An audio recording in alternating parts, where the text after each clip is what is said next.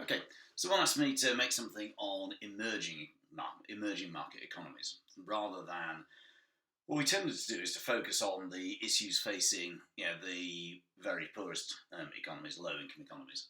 Whereas emerging markets, they do have slightly different issues, often based on the same underlying, often based on the same underlying problems, but with a kind of different angle to them. So by emerging market economies, these tend to be big, growing economies that have relatively high GDP per capita, are quite well integrated into kind of world markets. They have significant trade links. So I've got a list here that the IMF suggests. There's no formal definition, but on that list they've got countries like China and India, Malaysia, Thailand, Poland, which is a slightly odd one. So they're kind of big, developed-ish. They'll tend to have kind of high levels of human development in HDI terms. So what are the obstacles facing those economies versus those facing the very poorest, very lowest income countries? And I mean, we're just looking for an angle here, and I think probably a good kind of frame to hang this off is what's sometimes called the middle income trap. There's this idea that you can grow your GDP per capita to a certain level, but it becomes increasingly difficult to raise it further. So why is that? I mean, initially, what you've got is you've got some quick wins. As you start to industrialise, so we're assuming that we've escaped the issues facing the very poorest, lowest income economies. So you've got some quick wins. So firstly, you can kind of copy technology, and you can copy existing ways of doing things. You can use existing management techniques. You can use existing types of capital equipment and so on. So during its phase of ISI, Brazil essentially imported kind of whole-scale factory units in some cases. There's like some car production. Essentially they bought the entire of VW, I think, Beetles from Volkswagen and started producing the same thing. So when you align that or ally that at the same point, often with low wages, then at that stage, what you've got is you've got an economy that can grow quite quickly. So you've got a lot. I mean, you can see that China followed that model to some extent. Looking at China through the 80s, 90s. You've got low wages. You've got an ability to simply copy what's already been done. Therefore, you can outcompete on the basis of cheap prices and similar quality. So, which is fine.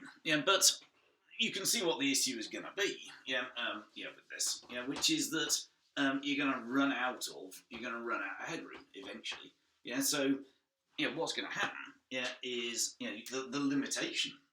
The limitation that you face here is that as the economy grows and becomes richer, we know that growth is going to lead to an increase in the demand for labour. That's going to lead to an increase in wages, because you're going to run out of cheap labour. Even according to the Lewis two-sector model, which says that essentially we can kind of feed in kind of low-skilled workers from agricultural rural areas, eventually you're going to run out, and wages are going to start to rise, and that's then going to erode your competitive advantage. So that leads to an increase in costs, which wipes out one of your advantages. You're not innovative because you're just copying what's already been done before you, and therefore that's that idea that income is going to reach a certain level, and then then growth is going to stall. It's going to be much harder to add further value. So that's a good starting point. You're saying, well, so what are the obstacles to escaping that middle income trap? And at this stage, often you're then going to link back to the sorts of things that we've talked about with low income economies. So one issue is going to come from labour markets. So if you look at South Korea, initially they grew exactly this way, low wages, copying technology.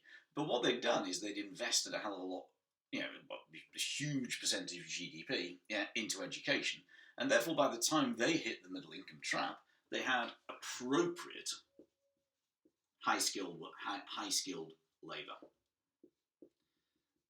So one of the issues on that list that the IMF has is South Africa. We know, or rather, if I taught you know, that one of the issues facing South Africa is they have a mismatch of skills. So it's not just about having skilled labour; it's having the right type of skilled labour. So often in sub-Saharan Africa, there is this emphasis on kind of social science degrees at university. Because what they do is they give you access to the government sector, which obviously gives you a safe job. But in South Africa, there's this situation where there's like loads and loads of jobs that are available, and also loads and loads of unemployed workers. But the unemployed workers can't do the jobs because they have wrong skills. So there's that idea of kind of ensuring it's not just about putting money into education; it's about putting money into the right form of education. And then the second issue that you're facing is kind of product market issues. So remember, once you're an emerging market economy, what you're doing is you're in the process of industrializing. Therefore, you've got to sell. You need to be able to sell on world markets. And we said that one obstacle that you're going to face, obviously, is rising labour costs. But the other is increasingly you're going to come into competition with transnational, multinational corporations. So if we looked at China and we kind of looked at Huawei, what you can see obviously is that they're increasingly Huawei is needing to compete with Apple and Samsung, and that's not easy. I mean it's just difficult. I mean Huawei's doing a good job, but you've got these transnationals that have huge amounts of abnormal profit that they've been able to reinvest into new technology. You've got economies of scale. So therefore, one of the issues that emerging market economies face is developing the sorts of organisations, sorts of corporations going to be able to compete with these transnationals. Some economies get around that. So Taiwan, for example, got around it by essentially specialising in the production of components. So the insides of something like more than half of the world's laptops are all made in Taiwan. So it's possible to get around it, but that's an issue. And obviously, the other issue, is what is it that high income economies are going to do? So we've seen that Huawei faces huge amounts of protectionism. I mean, there are all sorts of reasons given for that. But one of the issues that you face as an emerging market economy is the protectionist policies of high income countries.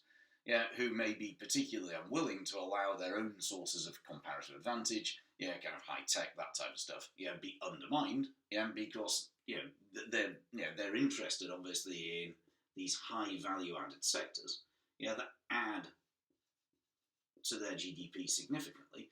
They're not massively keen, on competition in these sectors, and may find reasons, that they're going to protect against you. And finally, you can also, with emerging market economies, you can also bring in the idea of MNC, TNC activity inside those economies, and the extent to which, these transnationals, multinationals. So obviously, as you start to grow and industrialise, you become attractive as a base for transnationals who want again to be able to take advantage of skilled labour. You can talk about the extent to which they are or are not beneficial in that sense. So that would be a point that you could bring in. And finally, we talked about one of the issues being governance. Often when you talk about emerging market economies, your corruption becomes less of an issue. So often we've talked about kind of corruption and kind of, especially in kind of primary product dependent economies with kind of oil and gold and so on. We kind of emerged from that. To some extent. It's unlikely that the government is obviously and blatantly corrupt. What often you're then looking at, instead of corruption, is you're kind of looking at maladministration or issues with kind of macroeconomic management. So I was looking at what the IMF had to say. They say that one of the issues with macro management, is kind of things like inflation control. That getting your I mean, obviously this is the IMF here, so so you've got to be careful with what they say. But there's some sense that emerging economies, as incomes begin to rise, the government has more money. Perhaps inevitably they tackle kind of inequalities and poverty and that type of stuff, which doesn't sound like a bad thing. But there is a risk, that we end up allowing inflation to get out of control, which then leads to kind of macroeconomic instability. So you can see that in places like Argentina and so on, which then kind of deters investment and can slow down growth. And likewise, you kind of got your whole kind of white elephant issues over here, that the government has funds, but does it necessarily invest wisely? So I mean, far be it from me to criticise, kind of chancellors in other economies, but we've seen that in China, for example, a lot of their growth was driven by kind of building of kind of housing and construction and so on, and how or the steel industry and so on, how actually whether that's going to get used, whether that capacity is ever going to actually be particularly useful, or whether it's just creating jobs is another question. So in many ways, if you think about it, I think, in many ways we're talking about the same sorts of issues, but it's just a question of, thinking about an economy that is much further along its journey, and thinking about kind of, we've begun to industrialise, what are the slightly different issues facing an economy that is at middle income, GDP per capita is $10,000-$15,000, that might stop it from raising those levels of income and associated kind of health and education to an even higher level.